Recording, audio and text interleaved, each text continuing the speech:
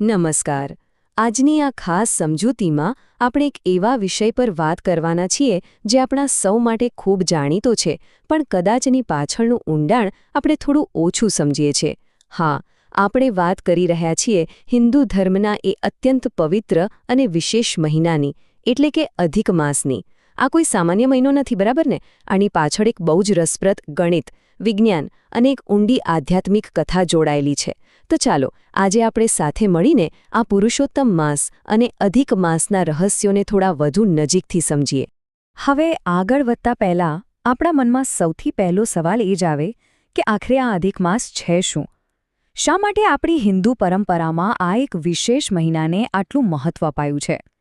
અને મજાની વાત એ છે કે આ માત્ર કોઈ ધાર્મિક માન્યતા પૂરતું સીમિત નથી. આની પાછળ ખગોળશાસ્ત્ર અને ગણિતની એક એવી અદ્ભુત કડી રહેલી છે જે સાંભળીને ખરેખર આશ્ચર્ય થાય. તો જુઓ, આજની આપણી આ ચર્ચા કેવી રીતે આગળ વધશે એના પર એક નજર કરી લઈએ. આપણે શરૂઆત કરીશું અધિક માસ પાછળના વિજ્ઞાનથી.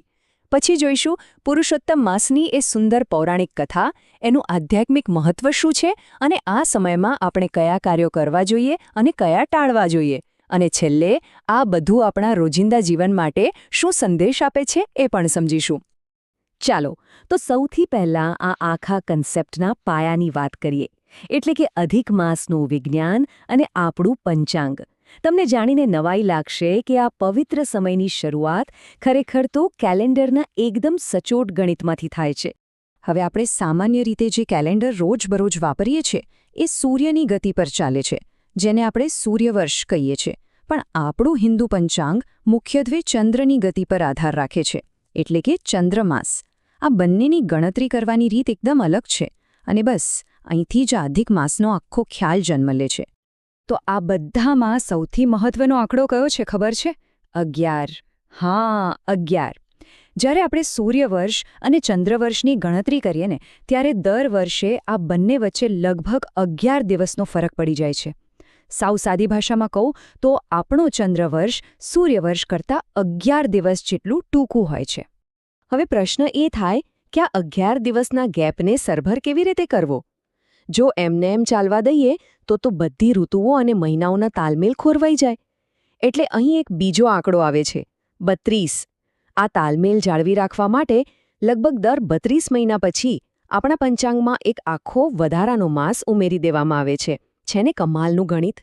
એટલે જો એકદમ સરળ શબ્દોમાં વ્યાખ્યા આપવી હોય તો અધિક માસ એટલે એવો વધારાનો મહિનો જે ચંદ્રવર્ષ અને સૂર્યવર્ષને એકદમ પરફેક્ટ રીતે બેલેન્સ કરવા માટે પંચાંગમાં ઉમેરવામાં આવે છે. આપણા પ્રાચીન ખગોળશાસ્ત્રીઓએ કેલેન્ડરના આ અંતરને દૂર કરવા માટે કેવી અદ્ભુત સિસ્ટમ બનાવી હતી, બરાબર ને? હવે આ તો થઈ વિજ્ઞાનની વાત. પણ જ્યારે આ ખગોળશાસ્ત્ર આપણી પૌરાણિક કથાઓ સાથે ભળે છે ને, ત્યારે સીધું આપણા હૃદય સાથે જોડાઈ જાય છે.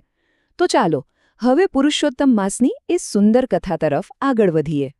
એવું કહેવાય છે કે જ્યારે ગણિત પ્રમાણે આ વધારાનો મહિનો તો બની ગયો, પણ એક મોટી સમસ્યા ઊભી થઈ.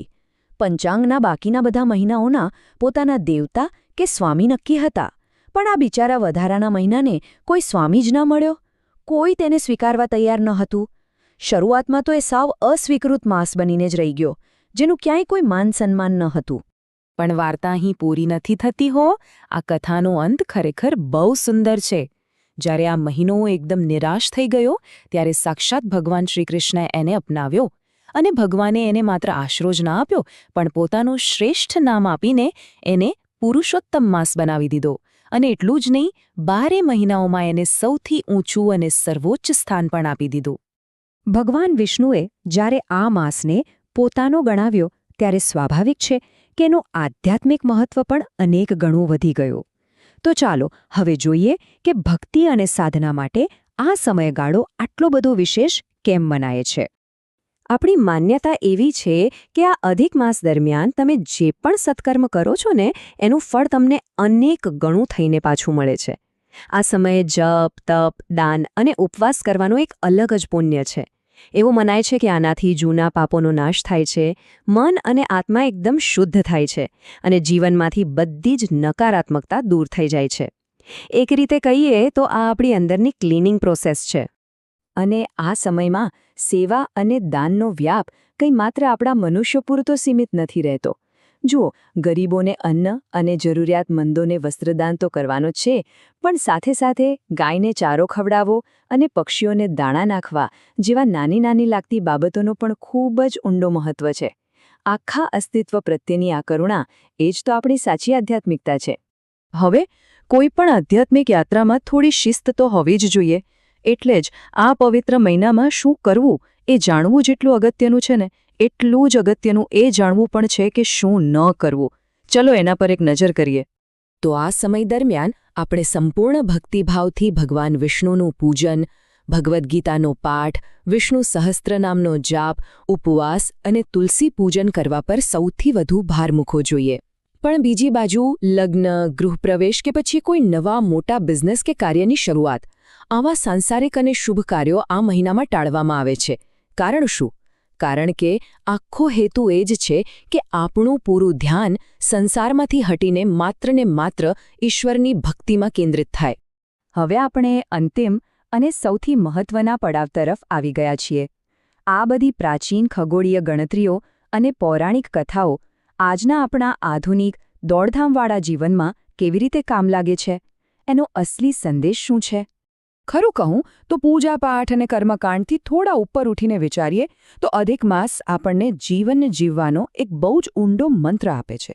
આ મહિનો આપણને યાદ અપાવે છે કે રોજની આ ભાગદોડમાંથી થોડો બ્રેક લો, રોકાઓ, થોડું આત્મચિંતન કરો, નિસ્વાર્થ ભાવે લોકોની સેવા કરો અને એક સકારાત્મક, પોઝિટિવ જીવન જીવવાનો પ્રયત્ન કરો.